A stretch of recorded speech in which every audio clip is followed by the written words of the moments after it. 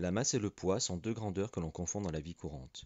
La masse correspond à la quantité de matière, elle dépend du nombre d'atomes présents. Un objet ayant une masse de 500 grammes possède donc 500 grammes de matière. On mesure la masse avec une balance. La masse est dans le système international, exprimée en kilogrammes. Si l'on déplace cet objet sans l'abîmer, il ne perdra pas de matière et donc gardera ses 500 grammes, où qu'il soit sur la Terre ou dans l'univers. Il faut donc retenir que la masse ne dépend pas du lieu. Le poids est l'attraction exercée par la Terre sur cet objet et par extension l'attraction exercée par un astre sur cet objet. C'est à cause de cette attraction qu'il tombe si on le lâche.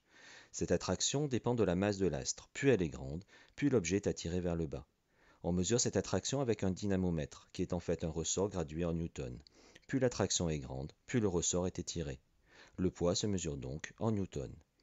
Si on déplace l'objet sur la Lune, qui a une masse plus faible que la Terre, l'objet sera moins attiré et le ressort moins étiré.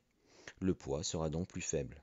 Au contraire, sur Jupiter, qui a une masse plus grande que la Terre, l'objet sera plus attiré, le ressort sera donc plus étiré, ce qui signifie que le poids sera plus grand. Dans le cas extrême où l'on placerait l'objet en dehors de toute attraction par un astre, le poids serait donc nul. Il faut donc retenir que le poids d'un objet dépend du lieu. Le poids et la masse sont en fait proportionnels en un lieu donné. C'est pour cela qu'on les confond dans la vie courante.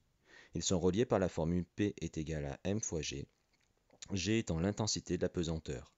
Cette intensité de la pesanteur dépend de l'astre et de la distance entre l'objet et l'astre. Elle sera en général donnée dans les exercices.